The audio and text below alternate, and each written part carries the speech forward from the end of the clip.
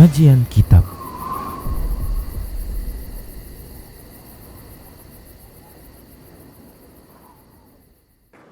Bismillah, assalamualaikum warahmatullahi wabarakatuh.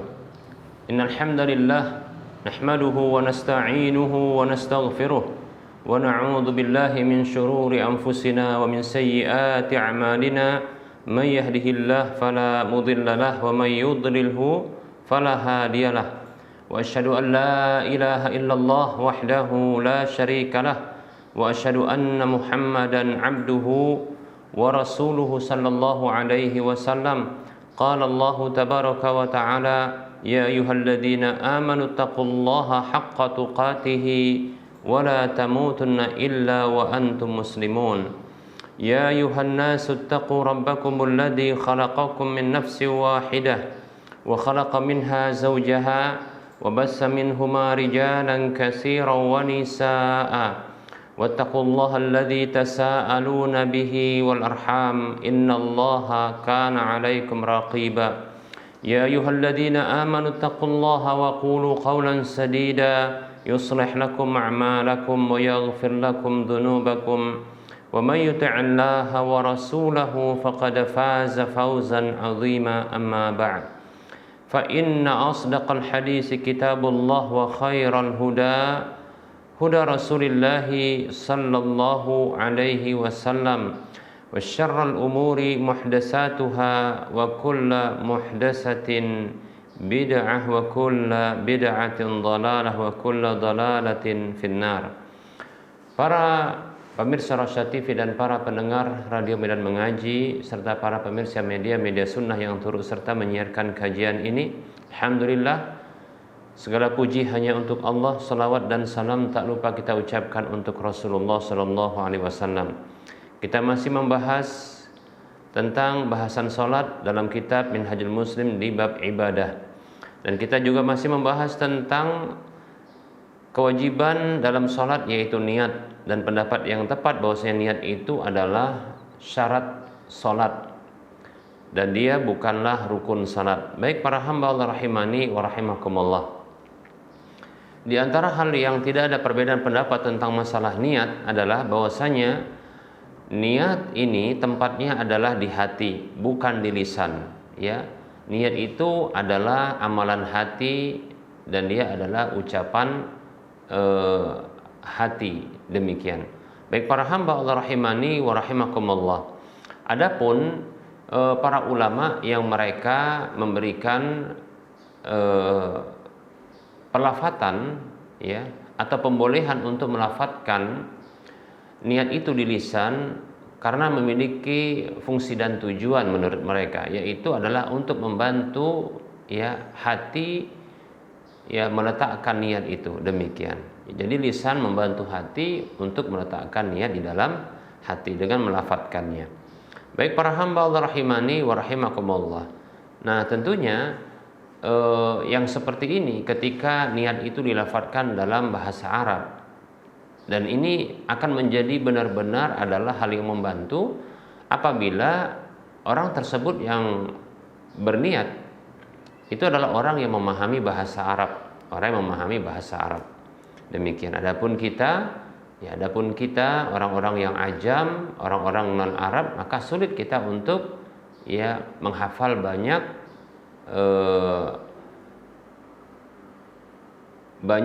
lafaz-lafaz niat tersebut untuk dibaca dalam sholat, ya.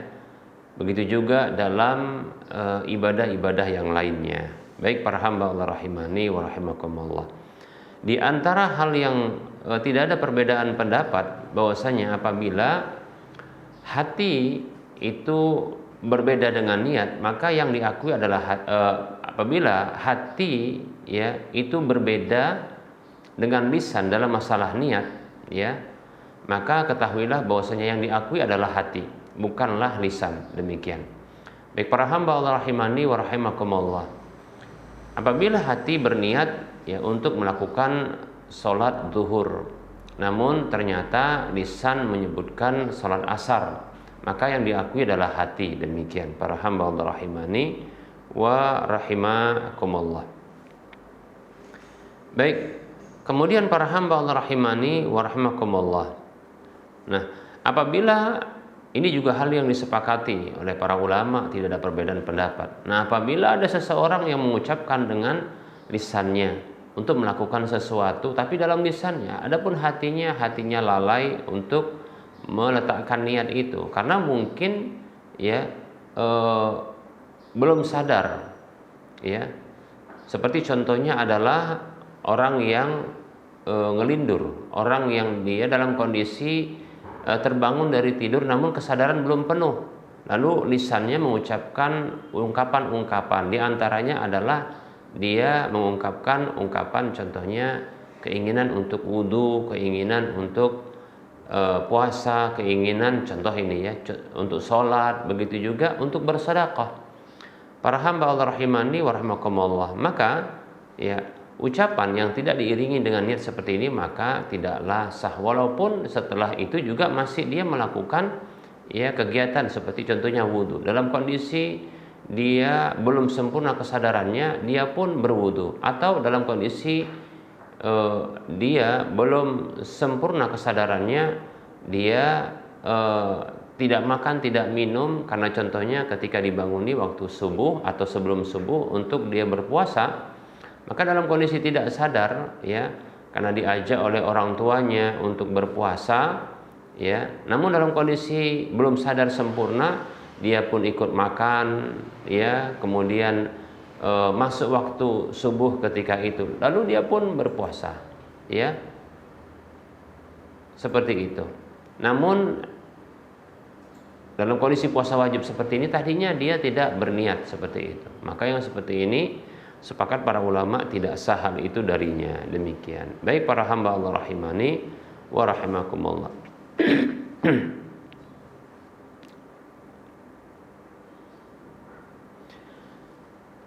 Baik para hamba Allah rahimani wa rahimakumullah.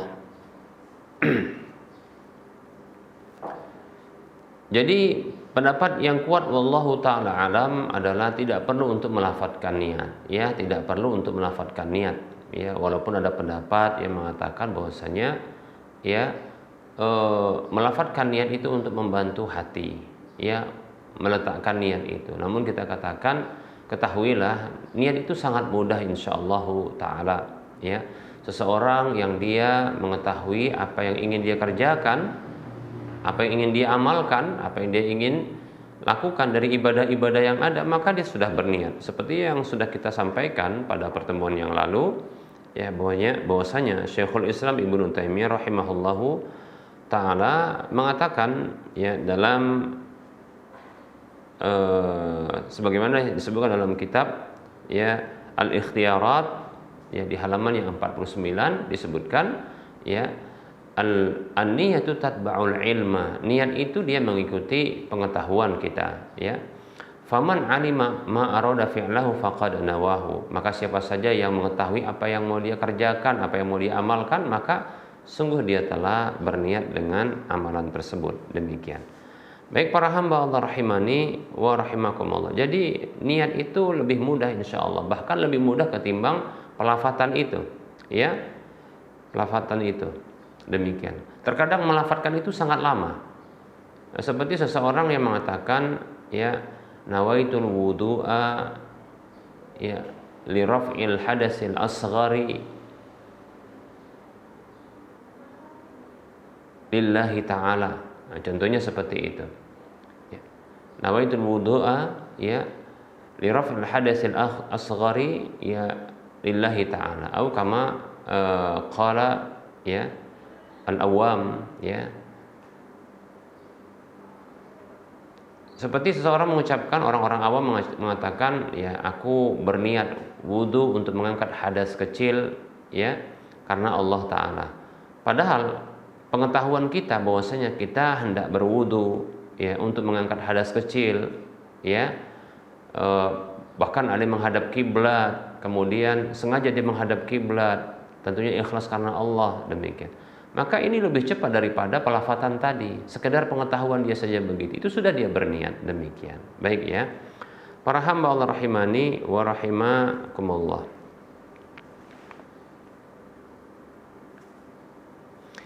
Kemudian para hamba Allah rahimani wa rahimakumullah.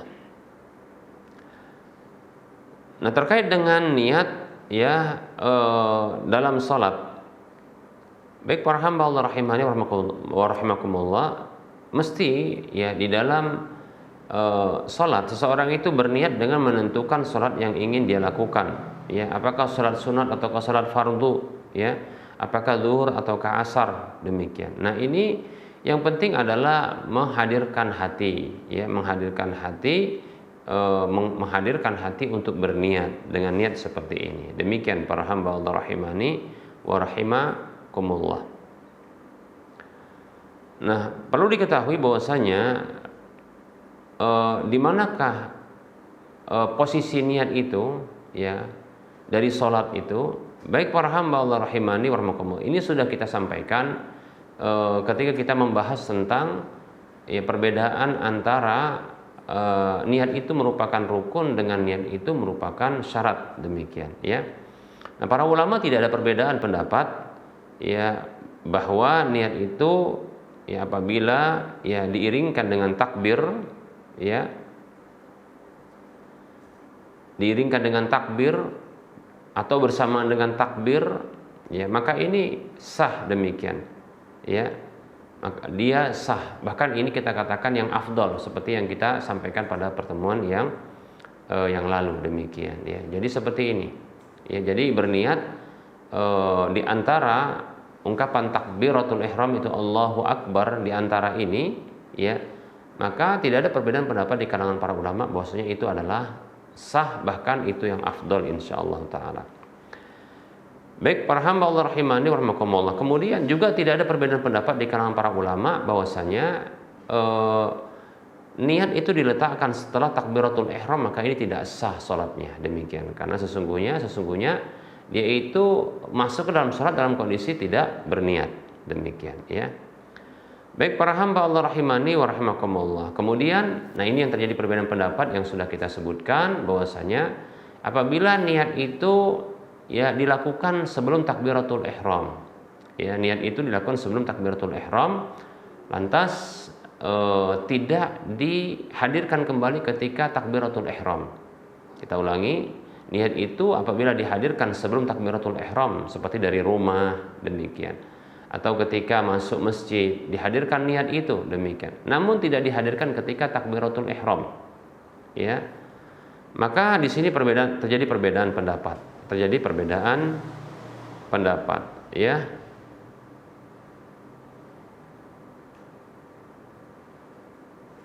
Maka pendapat yang kuat wallahu taala alam, ya, bahwasanya sah niatnya, demikian, ya, walaupun dia tidak menghadirkannya di antara takbiratul ihram itu, demikian.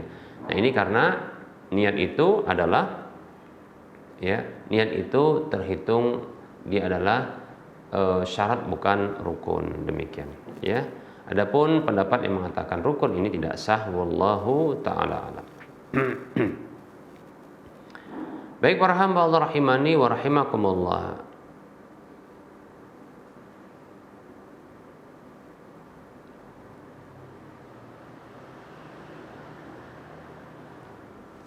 Nah, berikut ini kita akan sebutkan beberapa bentuk perubahan niat dalam kondisi salat, ya, dalam kondisi salat, perubahan niat. Baik para hamba Allah rahimani wa rahimakumullah. Berikut ini bentuk-bentuk perubahan niat, ya, di dalam salat. Yang pertama adalah perubahan dari salat fardu menuju salat sunat mutlak, ya. Contohnya salat zuhur, ya, sendirian, ya. Ternyata mungkin karena dia masuk musola ketika itu tempat sholat, ya, sudah masuk waktu tapi orang-orang belum hadir, ya, padahal sudah masuk waktu sholat zuhur contohnya. Ini sepi masjid atau musolanya. Maka ketika itu dia sholat sendirian, ya, sholat sendirian. Kemudian dia melihat orang-orang datang, ya, dia merasakan kehadiran orang-orang datang, ya, begitu, ya. Lalu dia merubah sholat fardu zuhurnya ini menjadi sholat sunat mutlak, ya, agar dia bisa nanti sholat berjamaah dengan mereka sholat zuhur. Maka yang seperti ini tidak boleh, demikian, ya, tidak boleh, demikian, ya. Berarti apa yang dilakukan? Ya, hendaklah dia melanjutkan sholat duhurnya. Nah, adapun kemudian nanti dia setelah selesai, ya dia itu nanti sholat bersama dengan jamaah itu boleh, ya walaupun sholat duhur tapi adalah itu terhitung sunat bagi dia, demikian, ya. Baik para hamba Allah rahimani rahimakumullah. Adakah dalil seperti ini? Ya ada, yaitu mengulangi sholat fardu itu dibolehkan insyaallah taala. Jadi dalilnya adalah bolehnya mengulangi sholat fardu, tapi untuk sholat yang kedua itu terhitung sunat, ya. Dalilnya adalah ketika ada dua orang yang datang ketika Rasulullah sedang sholat bersama dengan para sahabatnya. Lalu keduanya itu mereka memilih posisi di belakang, ya di belakang jamaah. Kemudian setelah sholat maka Nabi SAW memanggil keduanya. Keduanya merasakan ketakutan, ya karena mungkin salah gitu, ya. Lalu Rasul bertanya, "Ma mana'akum ma an tusalliya ma'ana?" Apa yang menghalangi kalian untuk sholat bersama kami? Maka keduanya mengatakan, "Kami sesungguhnya sudah sholat." Mungkin di tempat yang lain mereka sudah sholat, datang di situ untuk barangkali mendengarkan kajiannya Rasulullah SAW, ya. Maka mereka tidak sholat. Maka Rasul mengatakan, "Fala taf'ala," maka jangan kalian lakukan itu, ya. Apabila kalian mendapatkan, ya sholat berjamaah, maka hendaklah kalian sholat mengikuti jamaah tersebut, karena sesungguhnya sholat kalian itu terhitung sunat, demikian, ya begitu. Jadi sholat fardu yang kedua itu terhitung sunat, demikian, ya apabila diulangi. Jadi perulangan sholat fardu kali kedua itu dibolehkan, tidak mengapa. Lebih-lebih akan muncul fitnah. Kalau contohnya walaupun sudah sholat ternyata tidak ikut sholat berjamaah, nanti orang menganggap bahwasanya sholat fardu itu tidak wajib, demikian, ya. Maka ikut sholat bersama jamaah tersebut, ya itu terhitung sunat baginya, demikian. Baik. Kemudian para hamba Allah rahimani wa rahimakumullah. Ya, berikutnya adalah bentuk perubahan dari salat fardu ke salat fardu yang lainnya. Ya. Salat fardu ke fardu yang lainnya. Ya.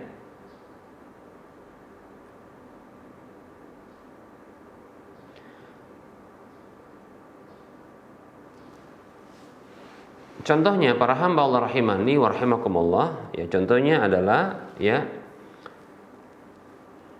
dalam kondisi salat asar, dia teringat bahwasanya dia belum salat duhur. Dalam kondisi dia sudah salat asar, maksudnya dalam kondisi salat asar, sudah masuk salat asar, takbiratul ihram, lalu dalam salatnya dia teringat, salat asar ini dia teringat bahwasanya dia belum salat duhur. Lalu dia pun mengganti niatnya dengan salat zuhur, ya tidak mengulangi tapi langsung diganti ketika itu. Maka yang seperti ini tidak dibolehkan, ya karena ini mengakibatkan batalnya dua salat itu sekaligus, ya batalnya dua salat itu sekaligus, yaitu dia masuk salat zuhur, dia membatalkan salat zuhur, ya dia membatalkan salat asar, ya dengan berubahnya niatnya. Kemudian dia masuk ke dalam salat zuhur tanpa takbiratul ihram.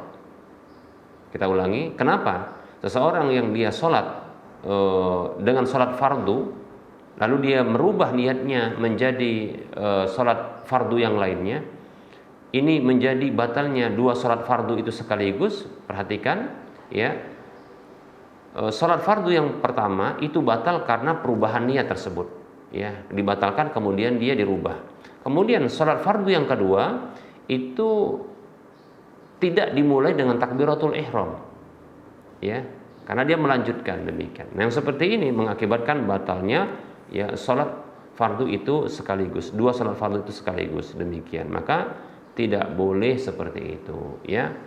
Nah, kalau dia mau maka dia batalkan dulu salat asarnya. Contoh tadi dia salat asar, kemudian dia teringat belum salat zuhur, dalam kondisi salat asar teringat belum salat zuhur, maka batalkan, ya tidak mengapa karena memang harus berurutan, demikian. Dia batalkan. Bagi pendapat yang mengatakan wajib berurutan, ya salatnya ketika ternyata dia belum salat zuhur, maka dia batalkan, ya salat asarnya, lalu dia bertakbir dari awal untuk salat zuhur. Wallahu taala alam.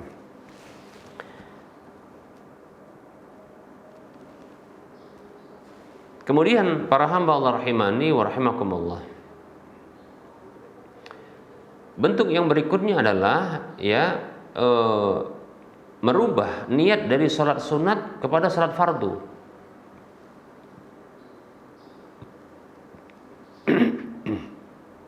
Dari salat sunat ke salat fardu, demikian. Baik para hamba Allah rahimani wa rahimakumullah. Contohnya, ada seseorang yang dia sholat dalam kondisi waktu subuh, namun dia telat, dia telat bangun, akhirnya dia pun sholat sendirian di rumahnya, Kemudian awalnya dia pingin sholat sunat qabliyah subuh, Ternyata dia teringat adanya janji bahwasanya dia ingin ada kegiatan di waktu yang dekat setelah selesai sholat subuhnya. Akhirnya dia ingin mempercepat dengan merubah niat sholat sunatnya menjadi sholat subuh, kan sama-sama 2 rakaat Mungkin dia berpikir begitu, sama-sama 2 rakaat, maka dirubah tadi sholat sunat sholat sunat qabliyah subuhnya itu menjadi sholat subuh. Maka yang seperti ini tidak dibolehkan, demikian tidak sah. Mengapa? Sama seperti sebelumnya, yaitu alasannya karena sholat sunatnya itu dibatalkan, kemudian masuk sholat subuh dalam kondisi tidak takbiratul ihram, sehingga tidak sah, demikian. Wallahu ta'ala alam. Baik para hamba Allah rahimani wa rahimakumullah. Berikutnya adalah, nah ini banyak sekali bentuk-bentuk seperti ini kita ingin kasih contoh saja. Kemudian para hamba Allah rahimani wa rahimakumullah, berikutnya adalah salat sunat. Ini bentuk perubahan niat dari salat sunat yang tertentu kepada salat sunat yang mutlak. Nah, salat sunat yang mutlak. Salat sunat mutlak itu artinya salat sunat yang dia tidak tertentu riwayat rakaatnya, dan tidak tertentu sebabnya, tidak memiliki sebab, demikian. Jadi pingin sholat saja, demikian. Nah, para hamba Allah rahimani wa rahimakumullah, seseorang yang dia sholat, niatnya awalnya sholat sunat, contohnya adalah sholat sunat,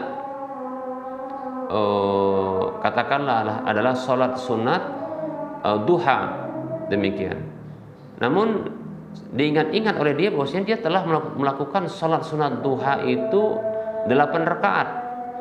Lalu dia berpendapat sholat sunat duha itu cuma terbatas 8 rakaat. Sebagaimana Rasulullah pernah melakukan sholat sunat duha itu di rumah Ummu Hani ketika di Mekah. Maka ternyata ini adalah rakaat yang berikutnya, sholat yang kelima, jadi yang ke-10 demikian. Maka dia berubah menjadi niatnya sholat mutlak, sholat sunat mutlak. Maka para ulama menyebutkan bahwasanya itu dibolehkan.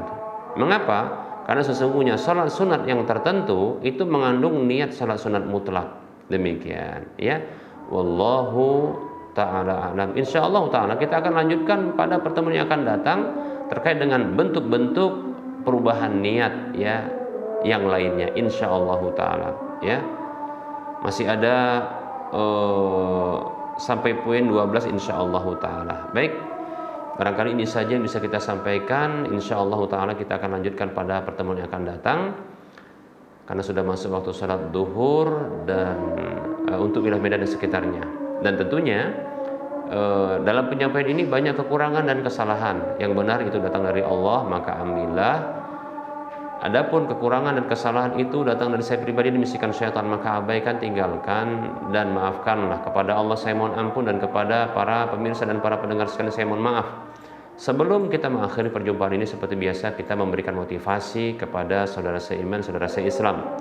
Siapapun di antara kita yang ingin punya rumah di surga, siapapun di antara kita yang ingin mendapatkan pahala minimalnya 700 kali lipatnya dari apa yang telah kita infakkan, dan siapapun di antara kita yang menginginkan mendapatkan pahala yang terus mengalir walaupun kita telah tiada, dengan dengan ketentuan yaitu dimanfaatkan, maka mari kita berdonasi untuk membangun Masjid Al-Muwahhidin. Ya, tahap awal ini butuh biaya sekitar 4 miliar, ya. Dan total biaya adalah 41 miliar. Nah, Anda punya peluang yang besar. Mari transfer ke nomor rekening Bank Syariah Indonesia di nomor 7127485 atas nama Yayasan Lajnah Dakwah Medan kode bank 451. Anda bisa melihat info lanjutan di layar kaca Anda ini. Semoga Anda termotivasi dan semoga bermanfaat. Mohon maaf atas segala kekurangan. Kita ketemu lagi di lain kesempatan. Wassallallahu ala Muhammad wa ala alihi wa ashabihi ajma'in. Subhanakallahumma wa bihamdika asyhadu an la ilaha illa anta astaghfiruka wa atubu ilaika walhamdulillahi rabbil alamin. Wassalamualaikum warahmatullahi wabarakatuh.